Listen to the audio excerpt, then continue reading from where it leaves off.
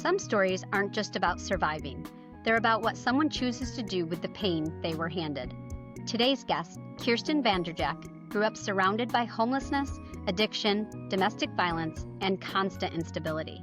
She attended over a dozen schools, experienced profound loss, and watched the same trauma impact her family in very different ways.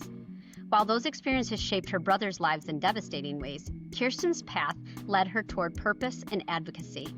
Instead of turning away from the systems that failed her family, she chose to confront them.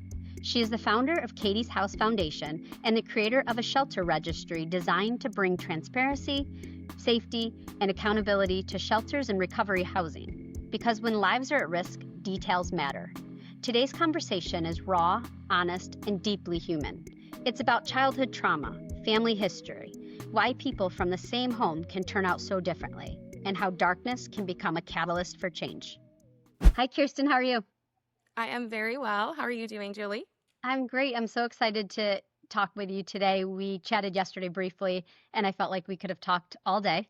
But we have some similarities, some things in common, but really the reason that I wanted to have you as a guest is because your story is so profound in the fact that you had really been through a lot as a young child, an adult as well, with family stuff. And then you've gone on to do incredible things to change the lives of so many people. And so I really want our listeners to be able to be inspired by you and also recognize, wow, we are not who we came from, where we came from, and all of that. So I know that you're a real estate agent, you're an investor, you do a ton of things. You educate kids and people on finances. And you started nonprofits. But one of the things that I would love to talk about first is your childhood and going back to where it all started. Because I think that if people understand your childhood, they'll understand the motivation of what propelled you to start these nonprofits. So, Well, thank you for having me on. I really appreciate it, and that's very nice of you to say. And yes, I'm happy to be here and an open book as much as I can be. So, oh, thank you. Thank you. So, when I was reading your bio on your nonprofit, Katie's House Foundation, I was blown away. And I had read it a couple years ago when I was looking to do some type of supportive housing myself. And I reread it the other night and I was like, oh my God, it gave me goosebumps because I was like, wow, I mean, this is really, really amazing stuff. So can you take us back to what your childhood was like, before 10 years old, what your family dynamic was like?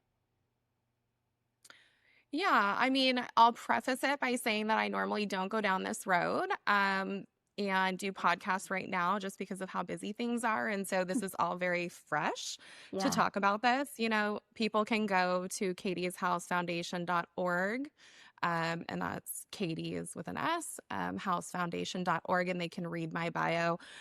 And I actually don't get too much Yeah. into this chapter. I think it's interesting that you're actually talking about like the 0 to 10 chapter, because when I teach in the financial literacy, I always talk about these 10-year chapters. And that one for me, I mean, when I think back, it was from 0 to 5, we lived in Hawaii. My dad was in the Army and we were stationed at Pearl Harbor. So even though I'm a native from San Diego, we weren't there long. And then from what I can recall, it was fine. It was meaning like fun. It was military-ish. Hmm. And I have pictures. Actually, just recently, I was given some pictures a couple years ago, 5 years ago. I hadn't seen because I don't have a lot of those. When you come from a background of moving quite Hmm. frequently, those kinds of things get lost or tucked away for 45 years. Right. So when I think about that, I mean, from 5 to 10, we actually came back to California. And, my parents were very young when they got married. And that's relevant because my mom wanted to be a stay-at-home mom. That was her goal. And my father was adopted. And so you can see that in my bio. Hmm. And when they came back and they were, let's call it 24, to be around their high school friends who maybe hadn't picked out their careers and maybe didn't have children, or if they did, that's such an interesting time going from, let's call it 18 to 25, Right. and outgrowing or not outgrowing some people, actually Mhm. people, and places and triggers. And so, um, unfortunately, they did get back into drugs and alcohol, and they got divorced. And that was very difficult because that really kicked off a lot of turmoil for my two brothers and I. Mhm. And, I don't have a lot of memories from that point. Every once in a while, I'll think of something and I'll be like, oh, Mhm. that's a happy memory Yeah. versus none at all. Yeah. So when I think of 0 to 10, I actually just think of the recent pictures that I was given. Yeah, yeah. So when you guys moved back to California, did you have family support around? Yeah, so we were really lucky in the way that my dad's parents, highly educated and wealthy, and then my mom's parents, and they lived in San Diego, and then my mom's parents also lived in San Diego. And so when the divorce took place, the kids stayed with my mom, which I think is happens in a lot of cases. Yeah. And because she was a stay-at-home mom and didn't have the skill set or the grit to Mhm. figure out the finances, we were really lucky that my grandpa and grandma, they owned real estate in Mhm. San Diego. And so we would kind of move between their rentals. Mm. And that took place until the age of 12. And then, um, so I think from about 6 to 12. And then at age 12, I actually, you know, um, I don't tell this story. I'm not going to get too deep into it, but uh, Child Protective Services. I went to school one day Mhm. and basically I had said, why don't you guys send some people over to our house? Um, and they did.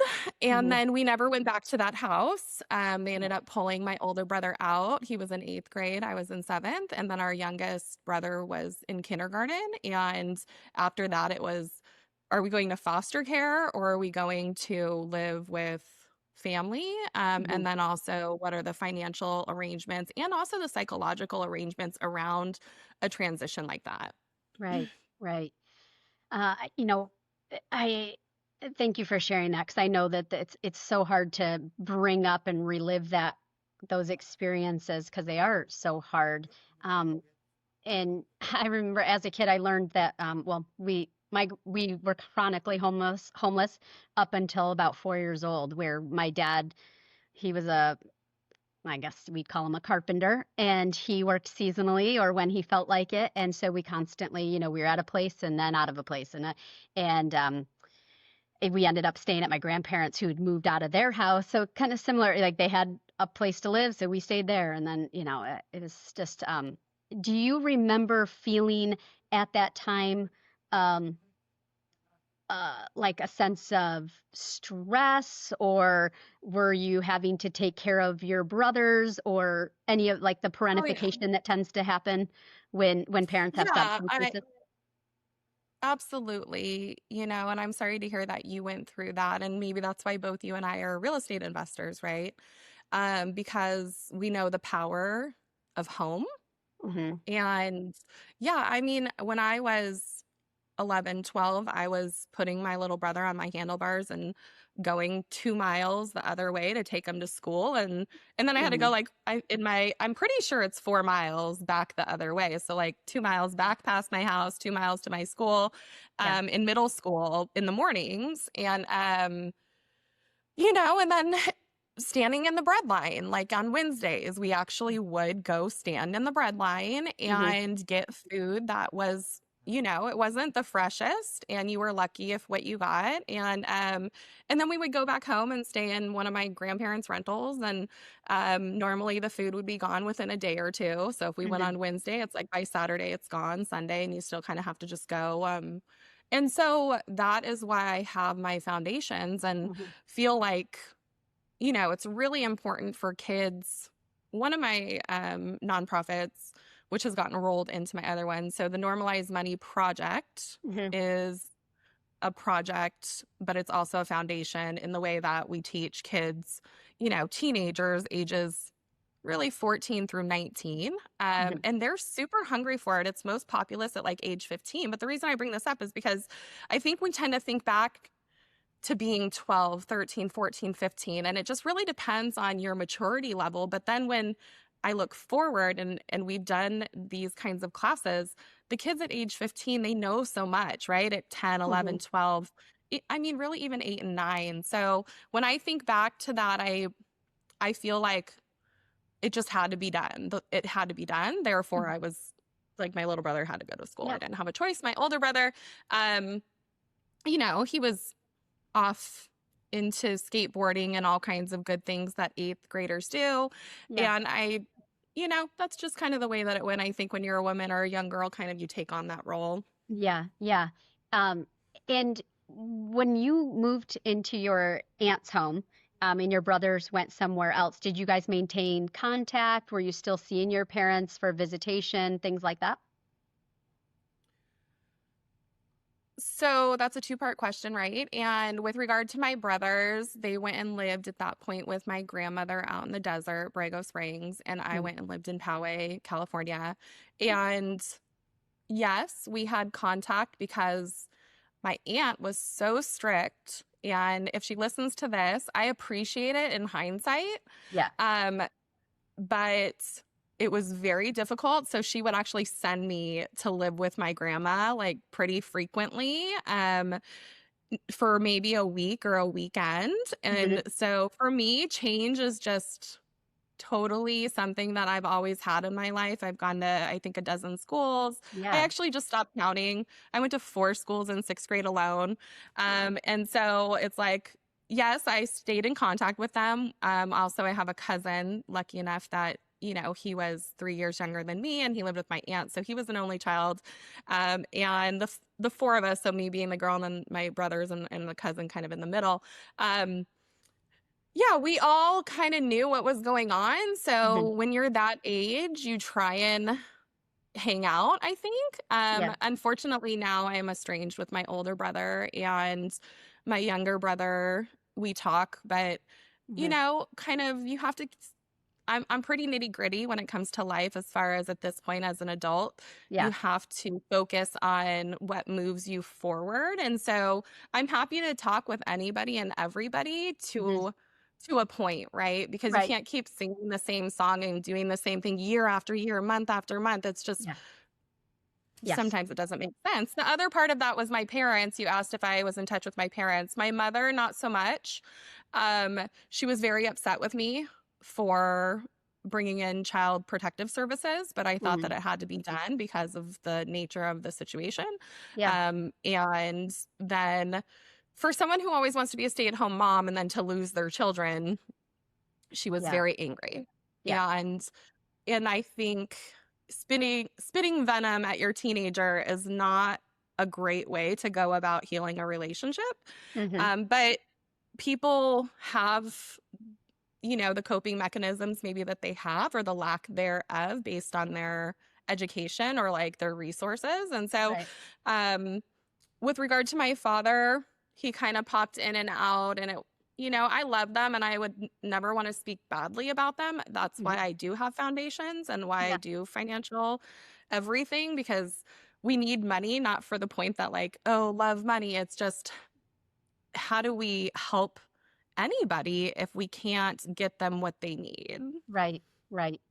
So you just said a little bit ago, there's a point, right? You're willing to talk to anyone, willing to help people, but there is a point. And you and I briefly were chatting yesterday, and I have a father who's a alcoholic, terrible alcoholic, and he does drugs as well. And recently was in the hospital and test positive for meth and cocaine, and he doesn't have a problem though, doesn't have a problem, but according to him. And I'm estranged from him now, but it's been on and off through the years because I feel like you try, you try, you try, right? You're the stable one in the family and you try to help all you can, and then it's never enough. They don't change.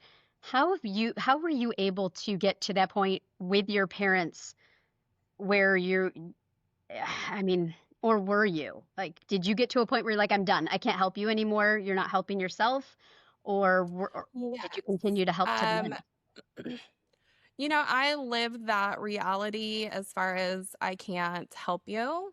Hmm. Um, unfortunately, until my mom passed away, and so she was homeless, chronically homeless as well, and a lot of it has to do with, I think, having like this time in life where really it's through your high school years, right? Like you better figure it out. I hate to tell you, but right now Hmm. is the time because after this, if you think you're going to go it alone, it's going to be hard. It's hard. Hmm. But anyways, so she was homeless and she was hit by a car in San Diego and so she passed away. And so in life, we never really came to terms. I mean, I saw her a few times. She had asked to live with me um, shortly before she passed, and I Hmm. was not agreeable to that, even though I had my own place and I think I was 21 at the time.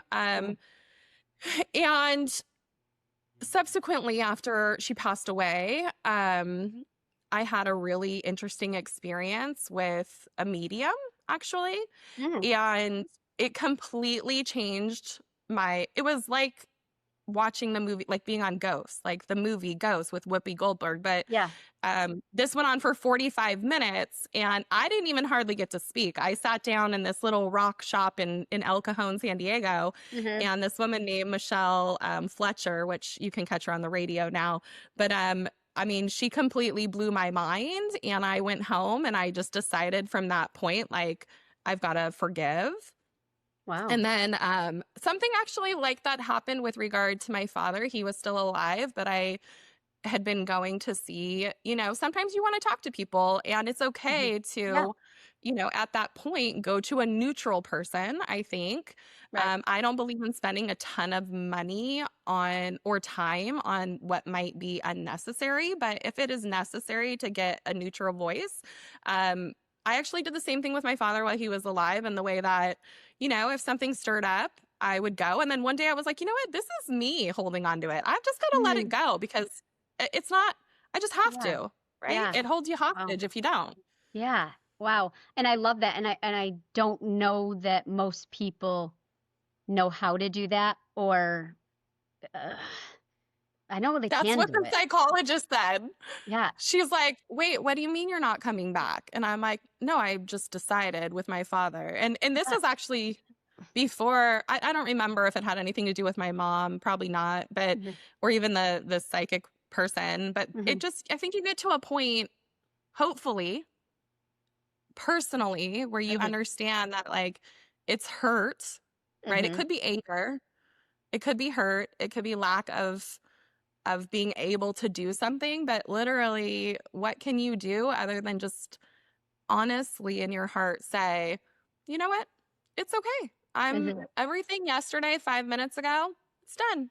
So Yeah. I'm going to be happy and I'm going to move on." Now, granted, if they pop back in and you let them pop back in, Hmm. I think you know who people are and either Hmm. you are okay with them in your Hmm. area or you Yeah. have to acknowledge I cannot take the call. I Yeah. simply cannot right now.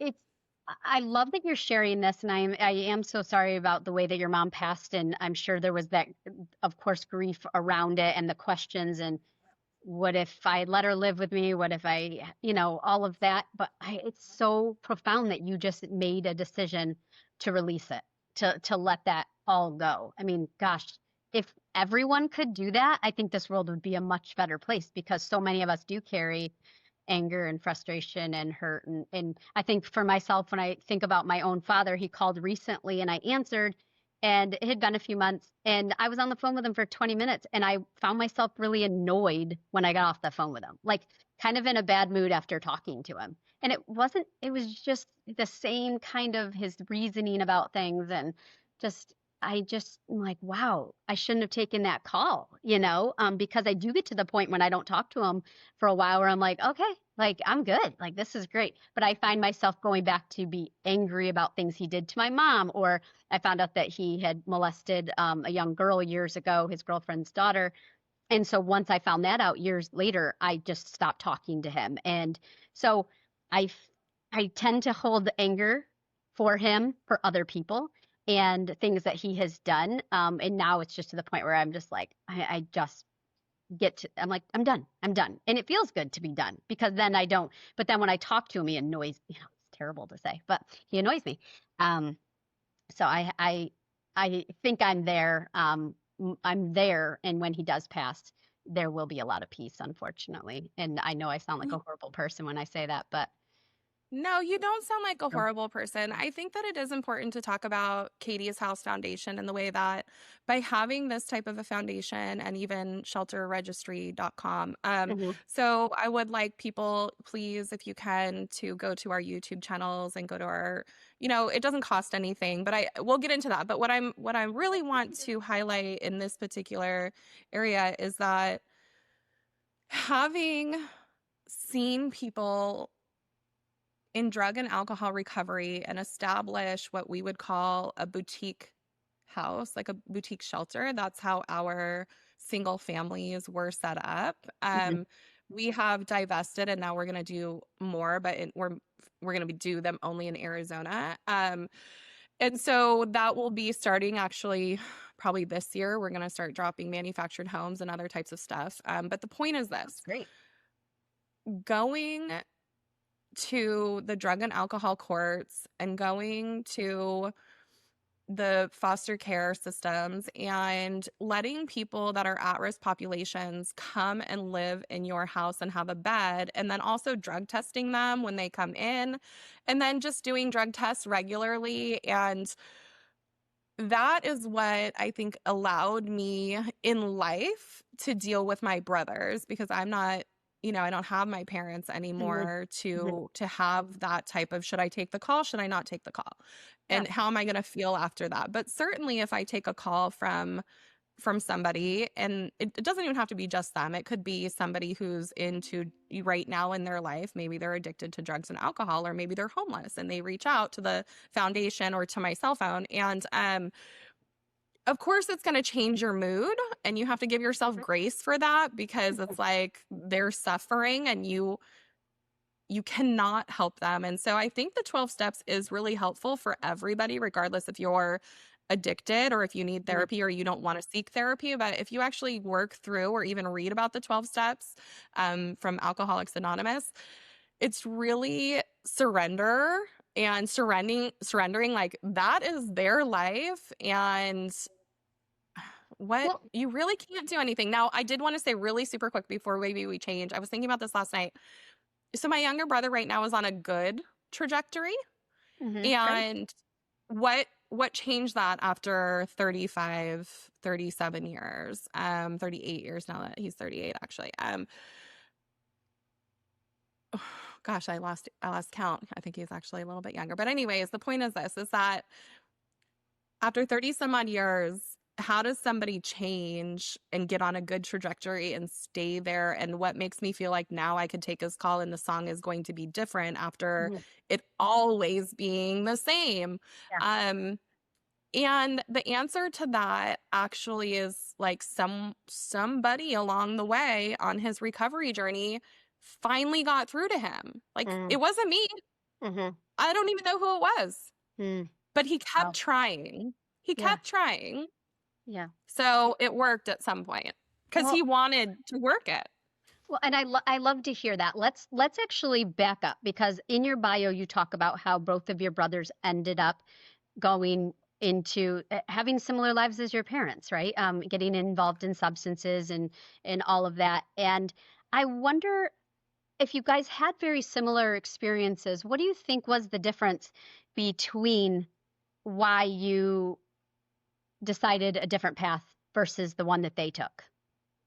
Was it people in their When I lives? was 12 years old and we moved out, um, I think the fork in the road is that my aunt required me to see a child psychologist, and he was pretty high up in the state of California, and I had to Mm. see him every Sunday no matter what. Hmm. I only lived with my aunt for 3 years.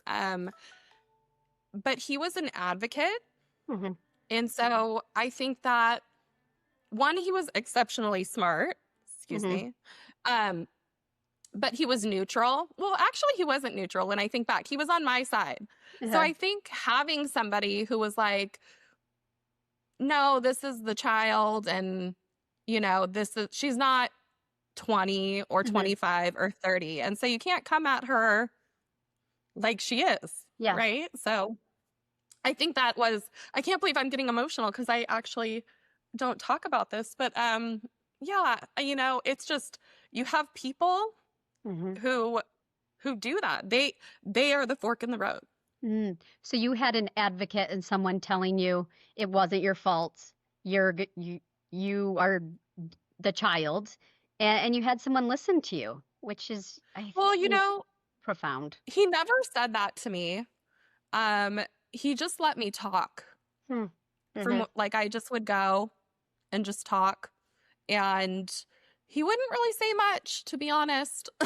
But enough But to make you feel. if I needed something done in my life, he would pick up the phone and he would get it done. And so I Yeah. can remember that I had a teacher that was giving me a tough time, Mhm. and instead of people saying that it was not true, he just called the school and said, she needs to be moved in her math class. And it was Yeah. just done. And Yeah. it was like, I felt very validated. Like, okay, I don't really have to explain myself. This is Yeah. real because I'm telling him that this is a problem. And Mhm. he's not really trying to undo it in the conversation. Yeah. He just picked up the phone after I left, and he did that many times for me. And maybe people call it pulling strings, but I'm pretty sure that my aunt could have done that too. Mhm. Unfortunately, parents are so busy working, and I'm one of them, right? I have 4 children, and I'm busy working too. And I do have the foundations, and they have their things. But it is so crucial. If we only have a few kids to look after, or maybe the neighborhood kids, Mhm. if they're saying something over and over, even once, even twice, it's like, Yeah. okay, stop. If they're complaining about an adult in particular, Mhm. or a housing situation or a food situation, stop and just Yeah. take 5 minutes. Yeah. So and I think that's so important for everyone to, especially in our community, is to really listen. So many people just kind of, oh, it's not my problem, or I don't want to get involved. So I've heard that so many times. It's not, I don't want to get involved.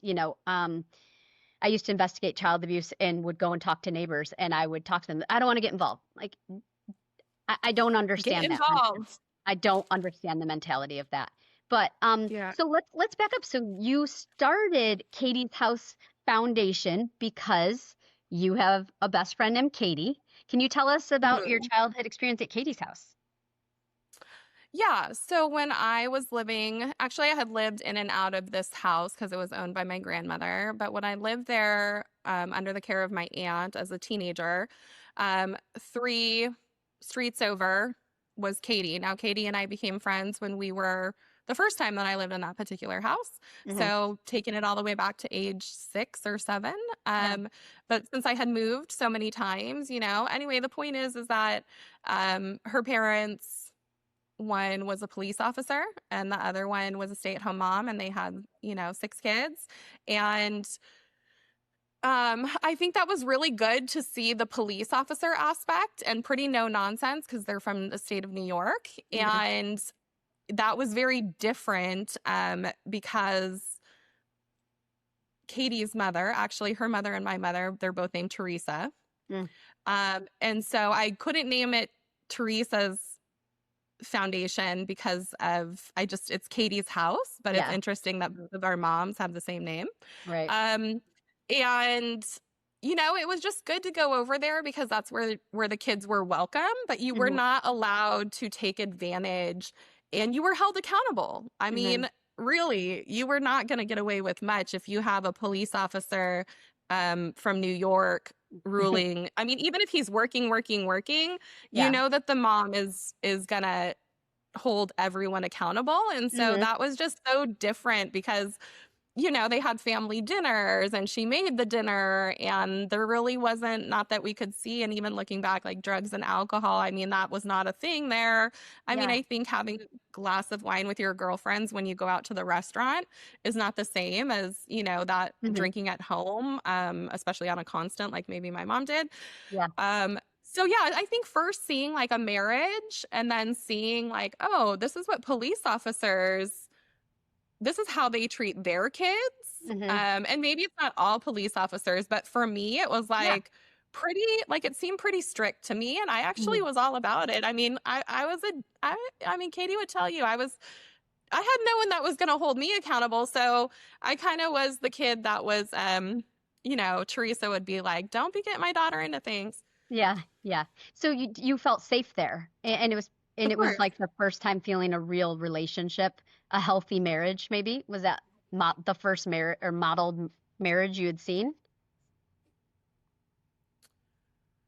I mean, that I can look back on, yes, but Hmm. I actually, because I was a varsity gymnast and I actually just was in gymnastics from a young age, I think that Mm. was also something that was different for me is if you can get your child into a sport, Yeah. something that they love, not that you love for them, but if you Right. can figure out what they love and you could even get them there. So from a young age during all of this, I actually was really lucky that I could go to the Boys and Girls Club and just do Hmm. gymnastics, and they didn't really charge us Oh, because of the situation, yeah. and I could get rides there. And the reason that I bring that up is because through those sports, I was able to see a lot of parents and how they would bring their kids to the gymnastics meet and what Mm. they dressed like and what kind of car they drove and what kind of jobs they had and how they talked to each other. And so when I think about um, marriages, I tend to think about gymnastics because you see a lot of families or like the dad or the mom bringing the Hmm. girl and Yeah. so that's what my mind goes to. What was really great about Katie's house was that the kids could always be there.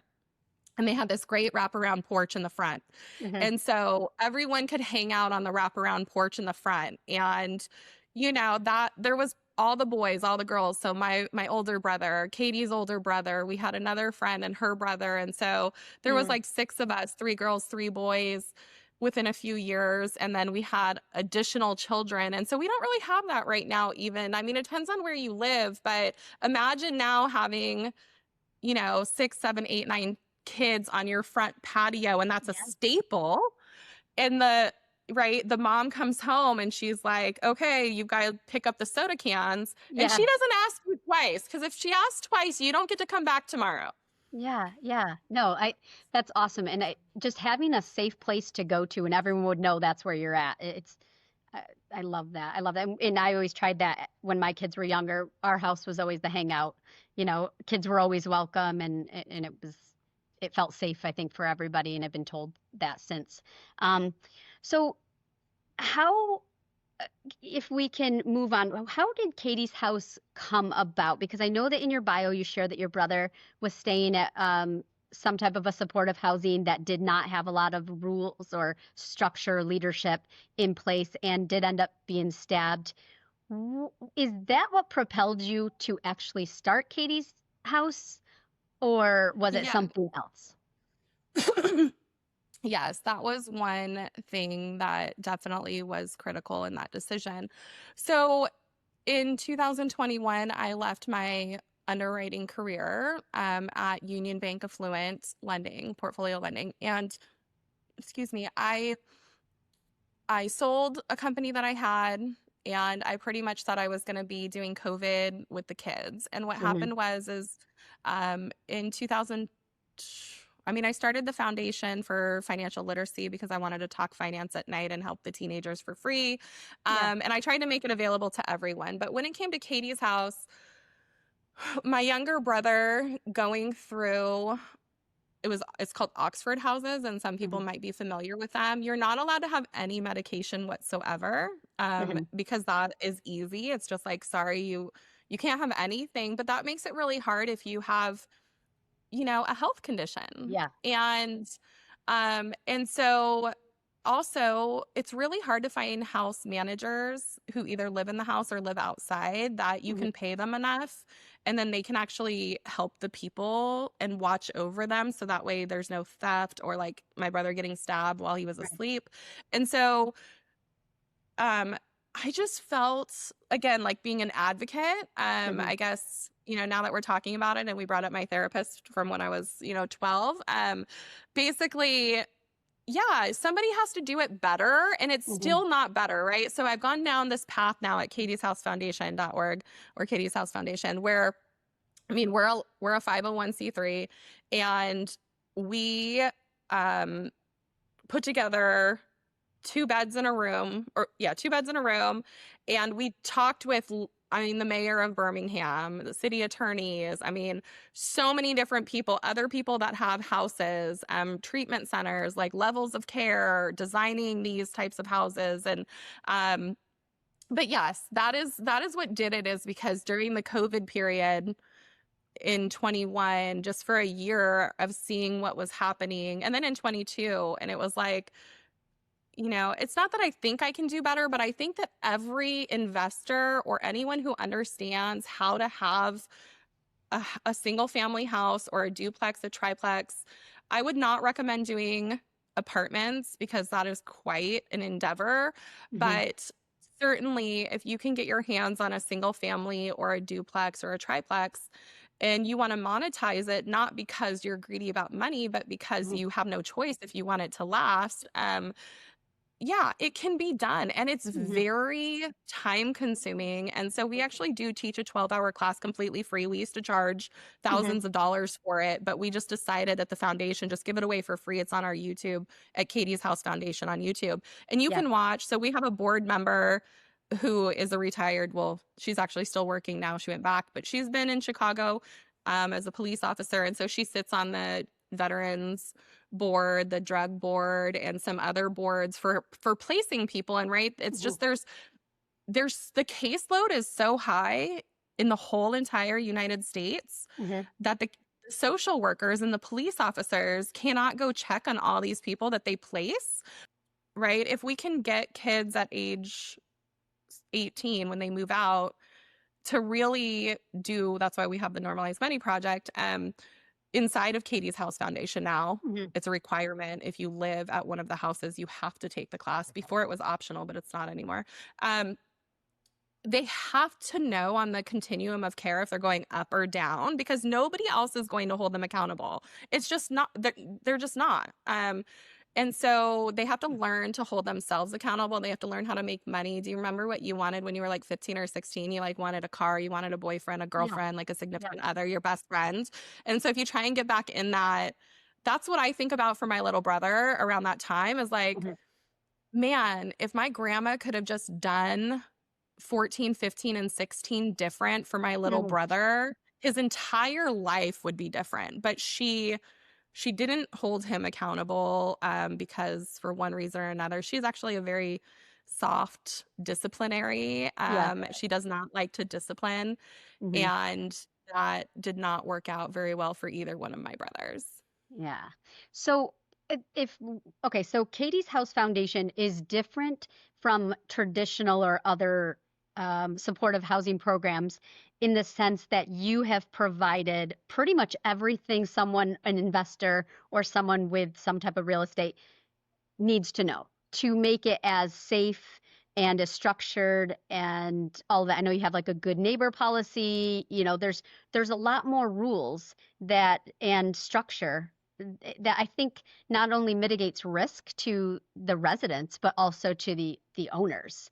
I know you and I talked about this a couple years ago, and I had watched a couple of the trainings initially because I was looking at buying it, and I got scared. And I think it was just my own fear of I tend to go after or try to solve problems. And I think growing up where there was always some chaos or always waiting for the phone call to hear that someone passed away or, all of that. And I just thought, is that really what I want to get involved in? Because it does scare me. I tend to go headfirst into things. But I love how, and I want to go back to yours and watch it all on YouTube because it is something that's in my heart. I do want to do that. And I think you providing so much structure around it removes that fear, really. So Thank I you. think that so many investors can look at this because it is such a need in every city. There's not a city that could not benefit from extra supportive housing that isn't just booked all the time or lacks a lot of supervision. And so I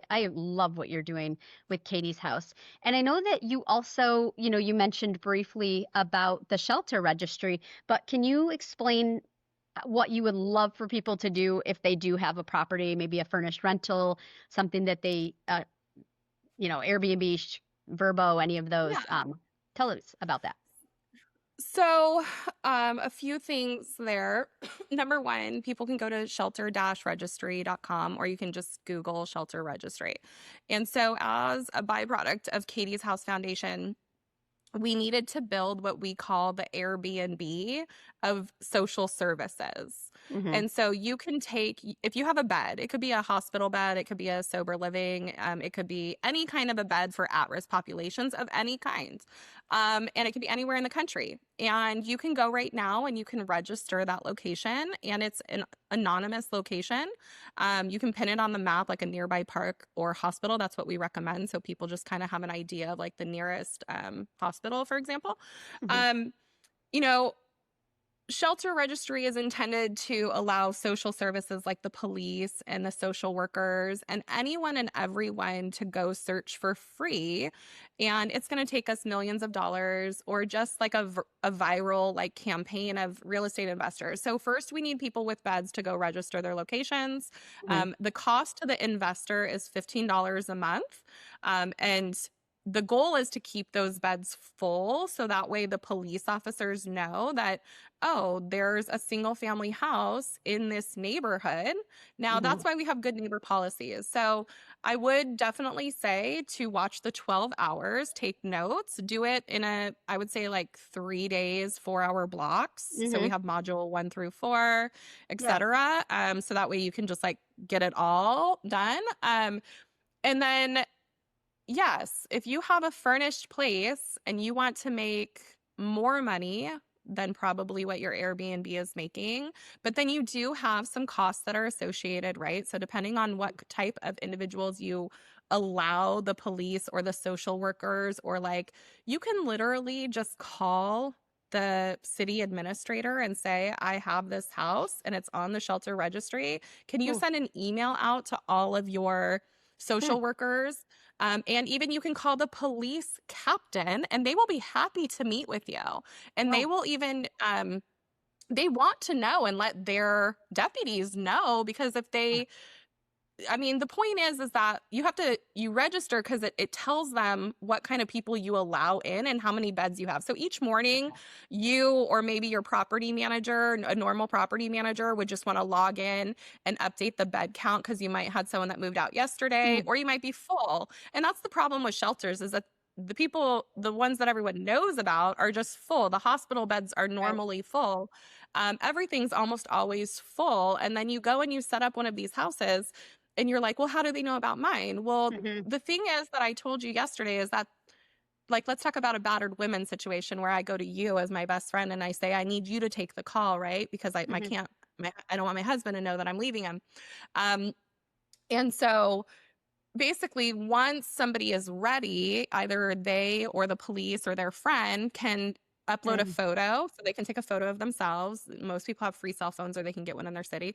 Um, and then they can just put their name and an email and a phone number. It doesn't have to be theirs. But basically, what that does is in real time, you as the operator of that facility, Hmm. you get an email with that information on the back end, and then you can pick up the phone and you can call and you can say, yeah, I still have the bed open. If you bring them right now, Mr. Police Officer or Yeah. friend, Yeah. then I'm reserving it. So that way, if somebody Hmm. walks in the next 15 minutes to my homeless shelter or calls me, I can say it's already reserved. Now, let's talk about Yeah. money though, because what's really important is that if you want to stay on the low risk side to do your first house, Hmm.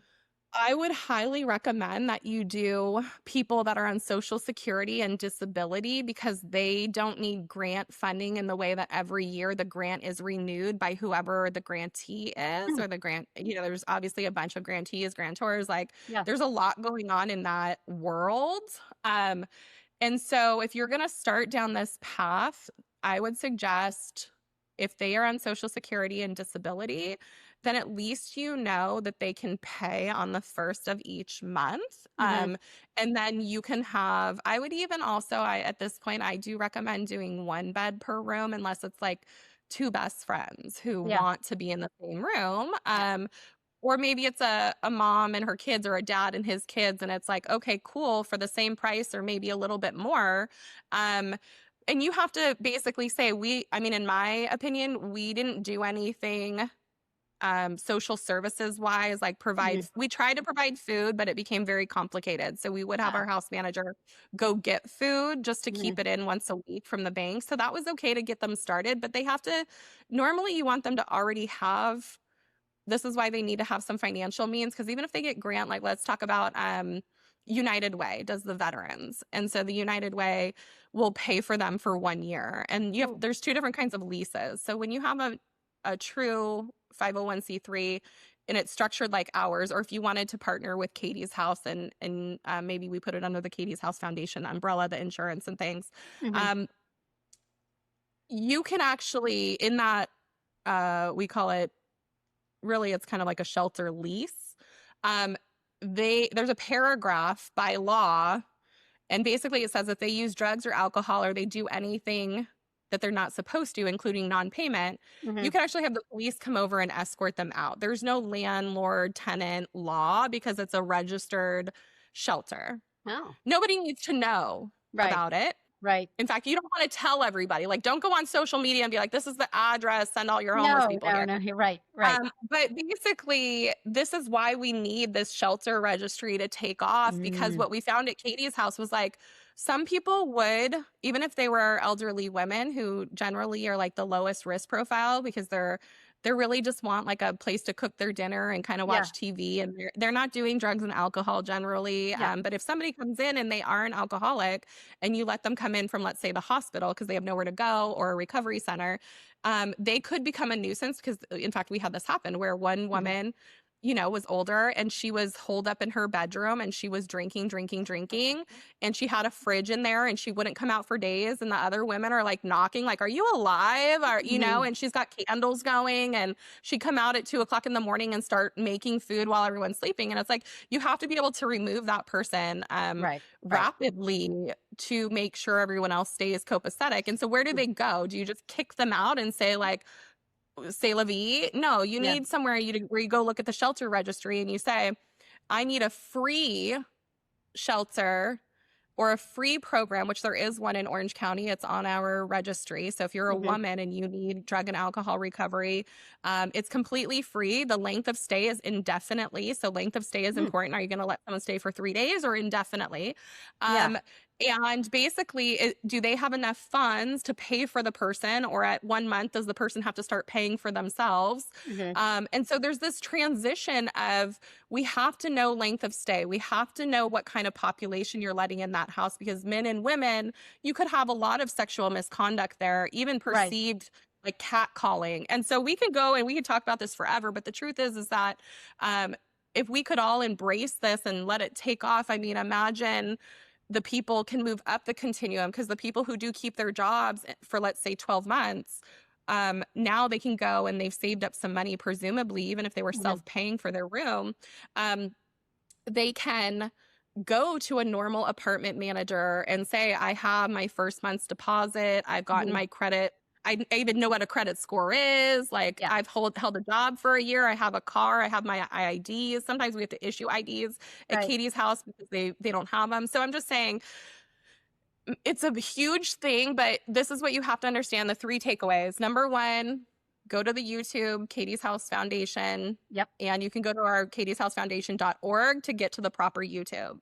Yep. Watch the 12 hours. Do not get scared, because people, I hate to say it, they probably will pass away in your property, but that could Mhm. be a normal Airbnb anyways, which Mhm. is why you get the insurance and why you have to make sure that they're paying, because you've got to monetize to keep the house afloat. Right. So again, dealing with people that are on Social Security and disability, you're going to have a good time. I'm sorry, uh,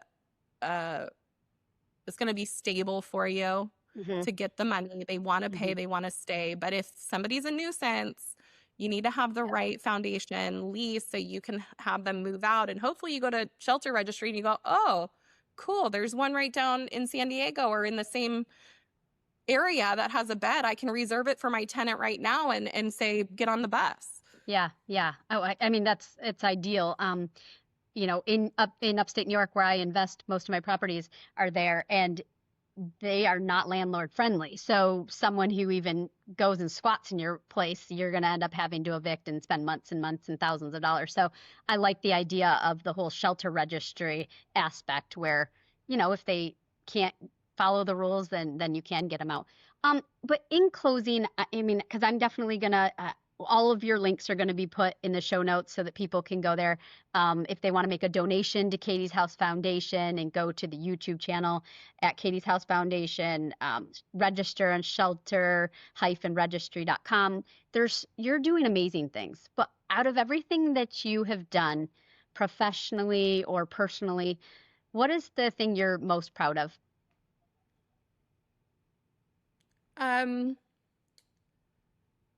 I mean, the combination of I mean, it's Katie's house for sure.